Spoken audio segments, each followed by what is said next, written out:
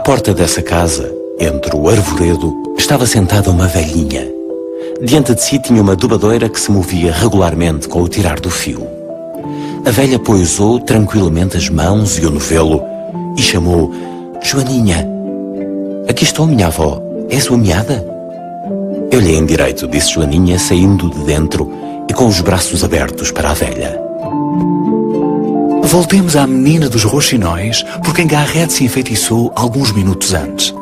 A moça já tem nome: Joaninha.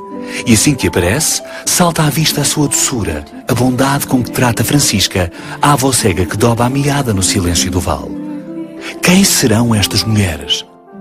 A meu ver, Garrett fez de Joaninha um símbolo da natureza impoluída. E, a meu ver, a razão de ser poética dela ter olhos verdes. Porque há todo um poema em prosa, feito por Carlos aos Olhos Verdes, em que ele diz: Joaninha, Joaninha, porque tens tu os olhos verdes? A avó é aquele Portugal que fica sentado ali, cego, apaixonado pelos seus filhos, mas absolutamente incapaz de fazer qualquer coisa por eles, a não ser sofrer.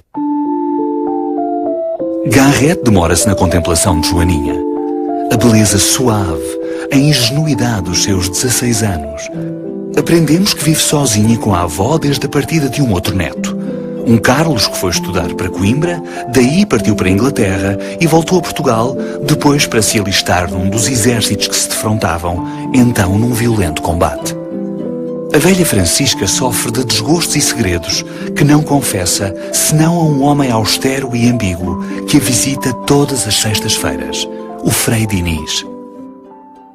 Na verdade, a personalidade forte e marcante é o Frei Diniz, não é?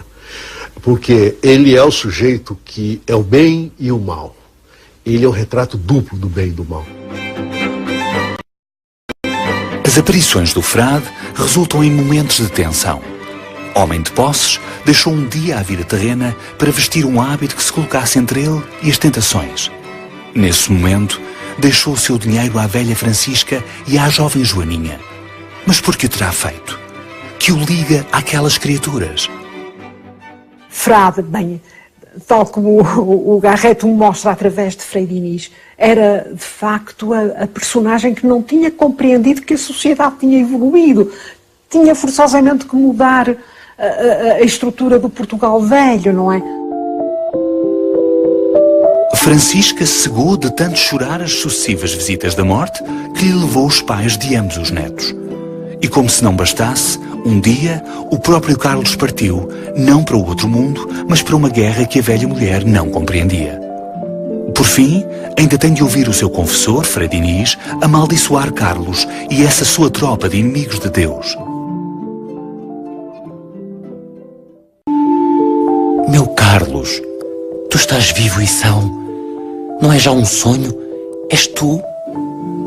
Tu, Joana, tu sonhavas comigo? E caiu nos braços dela.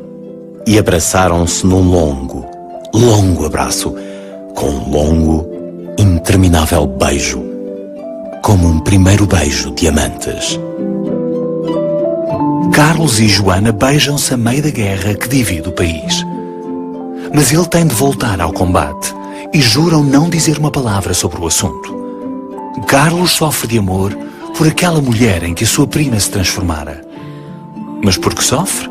Porque é casado. Casado com Georgina, uma bela e nobre inglesa. Estamos a falar de um personagem que vive disperso entre amores. É um homem de grande coração, com muitos quartos, compulsivo e que, de certa maneira, julga que vai encontrar ali na paz dos bosques da Lesíria a solução. Mas acontece que acaba por até ter pouca sorte e acaba por se envolver com muitas mulheres e acaba por se dispersar. E Joana, porque sofre?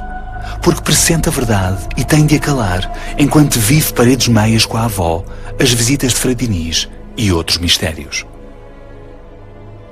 Atrás da paciente e humilhada figura daquela mulher se erguia um vulto austero e duro. Um homem armado da cabeça aos pés de ascética insensibilidade. Um homem que parecia o fado mau daquela família. O cúmplice e o verdugo de um grande crime. Um ser de mistério e de terror. No auge do drama, Carlos é ferido em combate. Mas Garrett, também um mestre do suspense, interrompe a história e regressa ao seu périplo por Santarém. Muito me pesa, leitor amigo, se outra coisa esperavas das minhas viagens. Se te falto, sei o querer a promessas que julgaste ver nesse título, mas que eu não fiz de certo. Querias talvez que te contasse, marco a marco, as léguas da estrada? Já sabes que sei tudo. Tudo o que é, Georgina? Queres que tu repita? Que tu amas a tua prima, que ela te adora. E por Deus, Carlos, eu já lhe quero como se for a minha irmã. Entendes bem agora que te não amo? Compreendes agora que tudo acabou entre nós? Georgina descobre a verdade, mas sentindo que o coração de Carlos precisa do seu, vai despertá-lo e devolvê-lo a casa. Do lado de cá da janela, os constitucionalistas triunfam e a guerra aproxima-se do fim. Mas falta ainda fazer a paz dentro das personagens. É então que o enigma se resolve. Ainda na cama do hospital, Frei Diniz está diante de Carlos.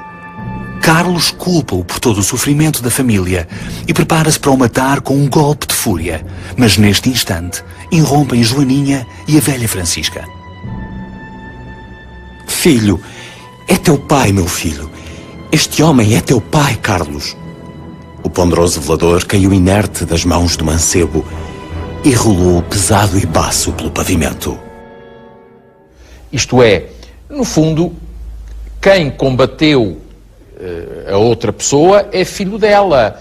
Está aqui, de alguma maneira, projetado ficcionalmente, o drama de toda a guerra civil. De toda a guerra civil, que é uma guerra familiar, que é um desentendimento entre entidades de uma mesma família. É bom nós lembrarmos que essa guerra civil foi o mais importante conflito militar em Portugal durante todo o século XIX. Superou, em termos de sofrimento físico, a participação na guerra entre 1914 e 18 e mesmo a Guerra da África. Portanto, nós hoje olhamos para a guerra em África como a guerra mais recente, mas a guerra civil que deu o Estado liberal em Portugal, em termos de exilados políticos, em termos de mortes, em termos daquilo que era o sofrimento físico imediato, foi a maior confrontação militar dos últimos 2 séculos em Portugal.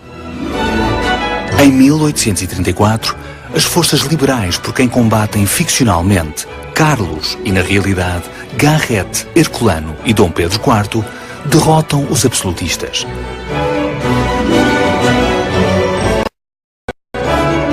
Em Viagens na Minha Terra, Garrett e os amigos encetam o regresso a Lisboa. Ao passarem de novo pelo Vale de Santarém, reconhecem 2 figuras espectrais à porta da casa da Menina dos Roxinóis. É a velha Francisca e Frei Diniz. Neste instante, em que a ficção e a realidade, passado e presente se cruzam, Garrett aproxima-se do velho frade e pergunta-lhe como acabará a história de Carlos e Joaninha. Frei Diniz entrega-lhe então uma carta. A carta que Carlos deixou antes de partir, 10 anos antes. É a ti que escrevo, Joana, minha irmã, minha prima. A ti só. Nem eu já sei quem são os meus. Confunde-se. Perde-se-me esta cabeça nos desvarios do coração. Errei com ele. Perdeu-me ele. Ah, bem sei que estou perdido. A Carlos escreve a ela aquela carta gigantesca, que é brilhante, porque é uma síntese da vida de um homem perdido, que eu acho que é o primeiro reflexo real do romantismo na literatura portuguesa, na literatura brasileira. Mas essa carta é escrita de Évora Monte, maio de 1834, ou seja, do próprio momento da vitória liberal. Quer dizer, Garrett tinha consciência de que... E é engraçado como ele funda a história da personagem com a história do país, não é? Realmente, Carlos é uma criatura ficcional em quem estão compendiados muitos dos problemas do país. Carlos vai revelar-se inteiramente a Joaninha. Falar-lhe da pureza que ela conservou e ele perdeu para sempre quando deixou o vale. Confessar-lhe que a sua perseguição do absoluto e da perfeição o levou a erros, decepções e paixões sucessivas. Eu acho que essa sucessão de fracassos amorosos do Carlos das Viagens, são as 3 irmãs inglesas, é também uma freira do convento de São Gonçalo, na Terceira, traduz muito bem, por um lado, a volubilidade amorosa do homem romântico e, por outro lado, esse trajeto constante entre o ideal, a tentativa de concretização de um absoluto, no caso um absoluto amoroso, e depois o seu falhanço. Creio que me vou fazer homem político. Falar muito na pátria, com que me não importa. Ralhar dos ministros, que não sei quem são. E quem sabe, talvez darei por fim em agiota, que é a única vida de emoções para quem já não pode ter outras. Então, esse conjunto, essa história romântica, de certa forma, eu acho que ele quis fazer um certo paralelo com a própria história portuguesa. Não é? O Carlos, um sujeito eterno migrante, que vai para a Inglaterra, vai para as ilhas, volta, entra numa revolução e quer ir embora de novo, e acaba cedendo tudo, acaba se tornando um burocrata. Não é? O desfecho da história conta-se em poucas palavras. Joaninha enlouquece e morre. Georgina entra para um convento. Frei Diniz e a velha Francisca permanecem àquela porta como mortos-vivos. E Carlos torna-se barão e em breve será deportado.